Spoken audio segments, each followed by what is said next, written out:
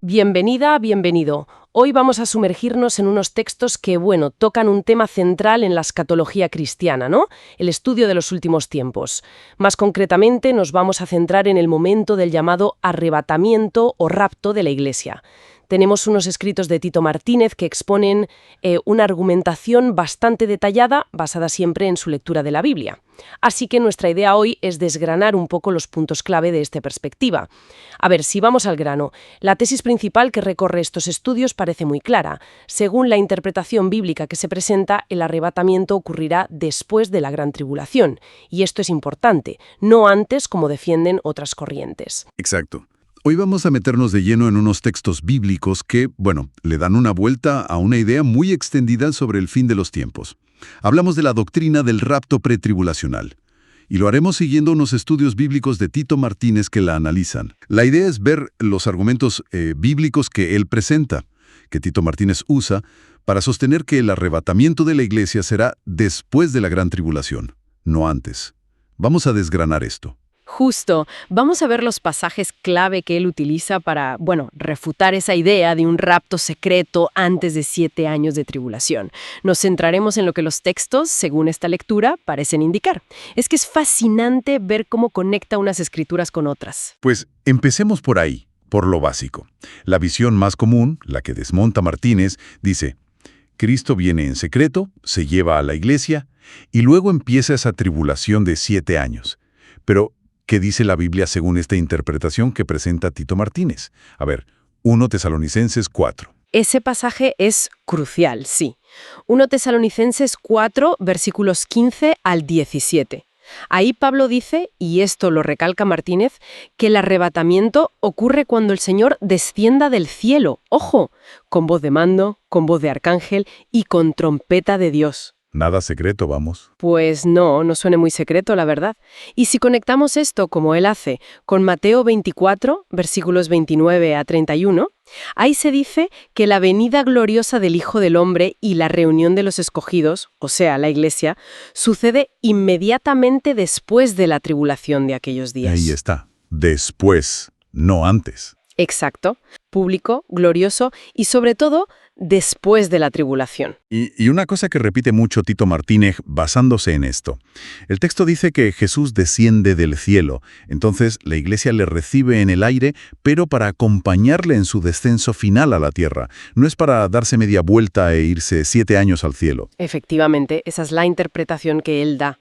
Es un salir al encuentro para unirse a su venida definitiva. Se citan pasajes como Mateo 24, versículos 29 al 31. Ahí se dice, literalmente, que la venida de Cristo y la reunión de los escogidos serán inmediatamente después de la tribulación de aquellos días. Para esta interpretación, la secuencia que marca la Biblia es bastante explícita. Después... Claro, y aquí es donde la cosa se pone interesante, porque, choca frontalmente con la idea tan extendida de un rapto secreta, ¿verdad? Casi como una evacuación previa. Los textos estos desafían esa noción de una venida invisible. Pero entonces, ¿cómo se interpreta eso de que vendrá como ladrón? Que es un argumento muy usado. Por sí, es una buena pregunta. Se analiza ese pasaje, Mateo 24 también, y se argumenta que lo secreto, lo inesperado, tipo ladrón, es la hora, el momento exacto. Nadie sabe el día ni la hora. Pero el evento en sí, según esta lectura bíblica, será todo menos secreto, visible, glorioso. Mateo mismo lo compara con un relámpago que cruza el cielo, imposible no verlo. Así que la conclusión que se saca en estos estudios es que no hay base bíblica para un rapto invisible y secreto antes de la tribulación. Vale, entiendo el punto. ¿Y qué pasa con Apocalipsis? Porque a menudo se usa Apocalipsis 4, versículo 1, ese sube acá, como si fuera el rapto justo antes de que empiecen las copas y las trompetas. Ya, esa es otra interpretación común que aquí se rechaza. Se sostiene que los santos que aparecen después en Apocalipsis, fíjate, la gran multitud del capítulo 7 o los perseguidos en el capítulo 13, son precisamente la iglesia. La iglesia pasando por la tribulación en la tierra, no ya en el cielo. Además, se conecta el arrebatamiento de 1 de Corintios 15, que dice que será a la final trompeta, con la séptima trompeta de Apocalipsis 11. Y esa trompeta, ojo, suena después de muchos eventos ya descritos como tribulacionales. Marca la venida de Cristo para reinar. O sea, una vez más, el argumento es, después de la tribulación. Entendido. ¿Qué otro pilar usa Martínez para reforzar esta secuencia? Mencionabas antes 2 Tesalonicenses. Sí, 2 Tesalonicenses, capítulo 2. Es demoledor para la visión pretribulacional, según argumenta, porque Pablo ahí advierte, y de forma muy clara, que la venida de Cristo y nuestra reunión con Él, o sea, el arrebatamiento, no van a suceder sin que antes ocurran 2 cosas. ¿Cuál es? Primero, la apostasía, un gran abandono de la fe. Y segundo, que se manifieste el hombre de pecado. Vaya. El orden, según esta lectura bíblica, es apostasía, el hombre de pecado, y luego la venida de Cristo, con el arrebatamiento. Justo lo contrario de un rapto antes de todo eso. Claro, es que eso cambia totalmente el panorama. Y aquí la cosa se pone aún más interesante.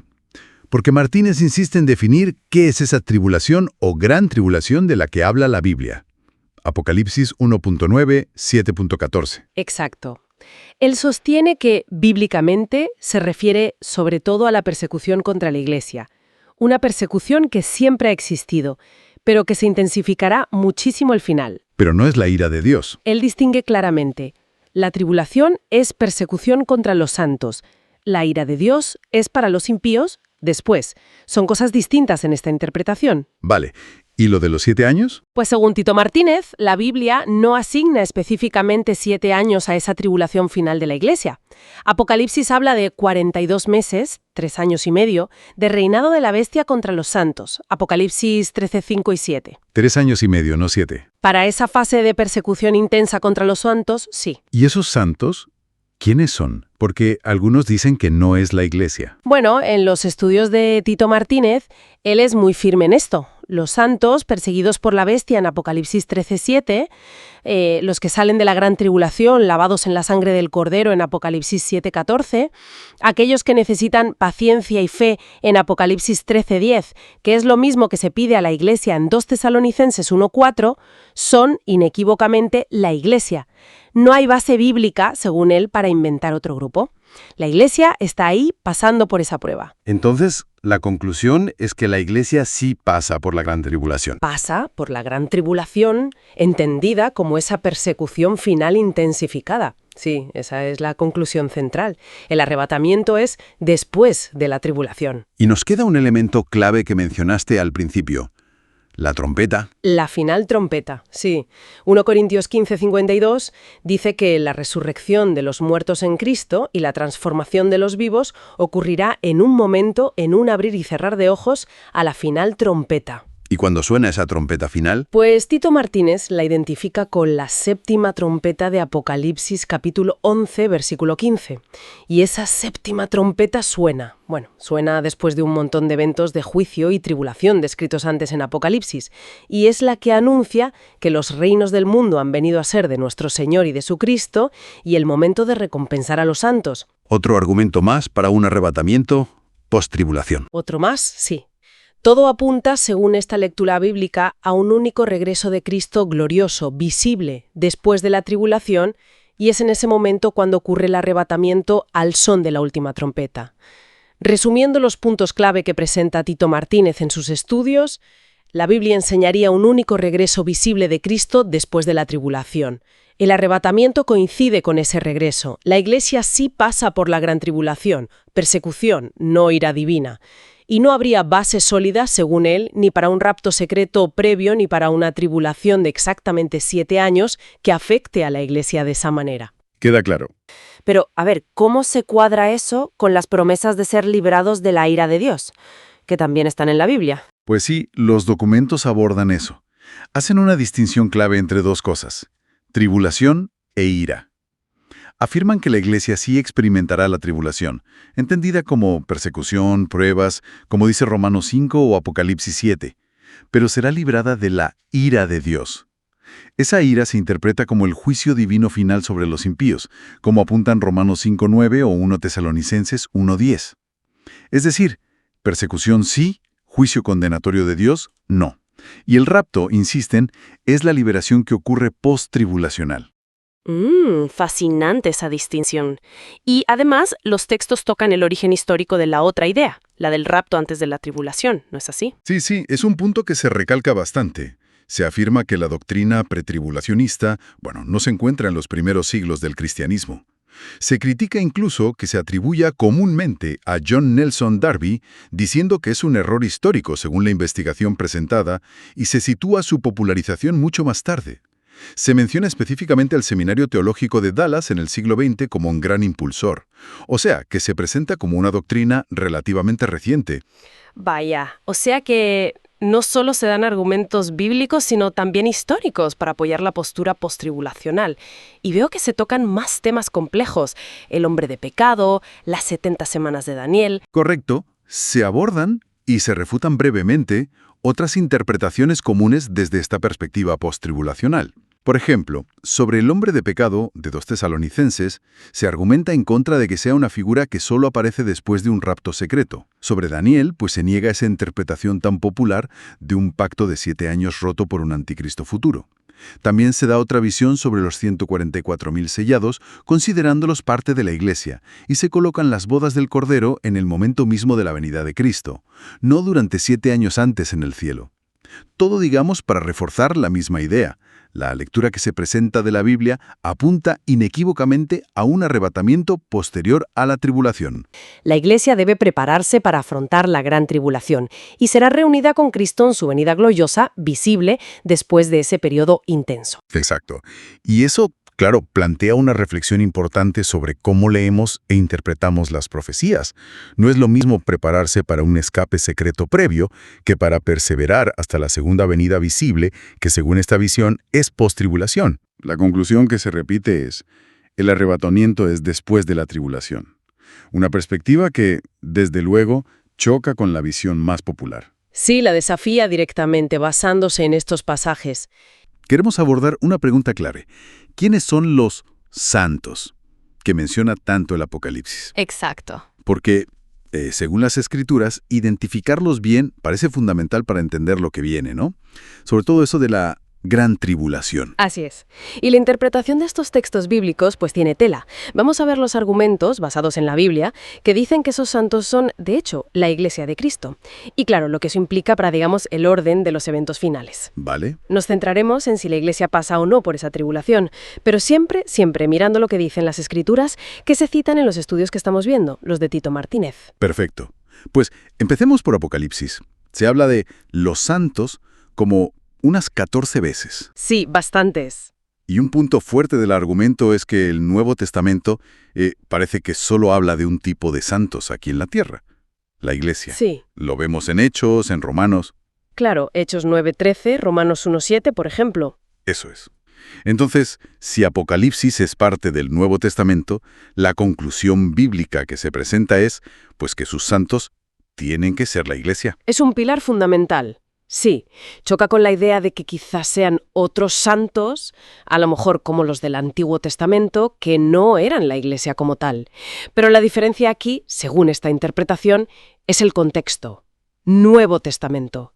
Y ahí todos los santos mencionados, incluido Apocalipsis, serían la Iglesia. Entiendo.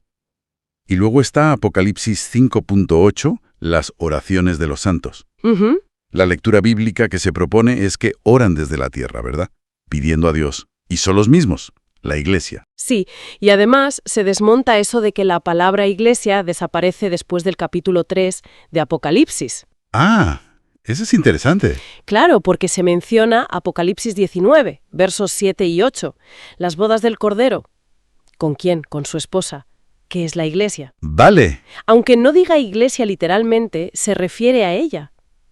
Así que, bueno, se argumenta que santo se usa como un sinónimo, ¿no?, de la Iglesia que está sufriendo en la tierra. Esto lo recalca Martínez, basándose en pasajes como Apocalipsis 13, del 7 al 10. Ah, sí, Apocalipsis 13, 7, 10. Ese es... parece central en todo esto. Dice que a la bestia se le permite hacer guerra contra los santos y vencerlos. Uf, sí. Y el verso 10 añade, aquí está la paciencia y la fe de los santos. Exacto. Y eso conecta directamente, según esta línea argumental, con 2 de Tesalonicenses 1.4. ¿Qué dice? Pues alaba la paciencia y fe de las iglesias. Justo eso. En medio de sus persecuciones y tribulaciones. Vaya. Así que la conclusión que sacan estos estudios bíblicos es bastante directa. Los santos de Apocalipsis 13 son la iglesia, sufriendo la gran tribulación. Y esto, claro, implica sí o sí que el arrebatamiento, el rapto de la iglesia, no ocurre antes de esto. O sea, El rapto será después de la tribulación. después. Queda claro. Y hay otra conexión que presentan, ¿no? Los santos que pasan la tribulación son llamados reyes y sacerdotes. Reinarán con Cristo, Apocalipsis 20, versos 4 al 6. Eso es. Y mira qué interesante. Textos como 1 de Pedro 2.9 o Apocalipsis 1.6 y 5.10 identifican a la iglesia justo con esos títulos. Real sacerdocio, reyes y sacerdotes. Exactamente. Por lo tanto, la conclusión bíblica que se extrae es que los santos de la tribulación son la Iglesia. Y la implicación, que Tito Martínez repite en sus análisis basados en la Escritura, es que la Iglesia estará en la tierra durante la tribulación. Entendido. El rapto, insisten, tiene que ser después de la tribulación. Vale. Los estudios también miran Apocalipsis 7, versos 9 al 14. La gran multitud vestida de blanco. Sí, esa imagen tan potente. Y el versículo 14 lo dice, bueno, muy claro. Estos son los que vienen de la gran tribulación. Justo, vienen de, no fueron sacados antes de. Claro. ¿Y cómo se argumenta que esa multitud, que viene de todas las naciones, que son la Iglesia, los reyes y sacerdotes, los vencedores, viene de la gran tribulación? La interpretación bíblica es que la han vivido, la han atravesado, no que fueron raptados antes. El rapto, se insiste una y otra vez, desde esta perspectiva bíblica, es después de la tribulación, definitivamente no antes. Los santos del Apocalipsis son la iglesia. Sí, Y esta iglesia pasará por la gran tribulación antes de que Cristo vuelva y ocurra el arrebatamiento. El rapto es después de la tribulación. y se basa en identificar, de forma coherente, a los santos y sus características en todo el Nuevo Testamento y Apocalipsis. Primera resurrección. ¿Y qué significan esas vestiduras blancas que aparecen en el Apocalipsis? Tenemos delante unos pasajes bíblicos seleccionados, ¿no? Sobre todo del Apocalipsis y también de la primera carta a los tesalonicenses. Y también quiénes son exactamente los que participan en la primera resurrección. Entendido. Pues vamos a ello, ¿no? La primera idea clave que presentan estos textos nos lleva, creo, a Apocalipsis 20. La conexión entre los mártires de la tribulación y esa primera resurrección. Efectivamente. Los textos citan Apocalipsis 20, versículos 4 al 6, señalan a los que fueron, decapitados por su fe durante el reinado de la bestia. Y dice que volvieron a vivir y reinaron con Cristo 1000 años. Y esto, ojo, se identifica de forma explícita como la primera resurrección. Ya. Y lo que subrayan estos textos es que a estos mártires se les llama santos, ¿verdad? Y también sacerdotes de Dios y de Cristo.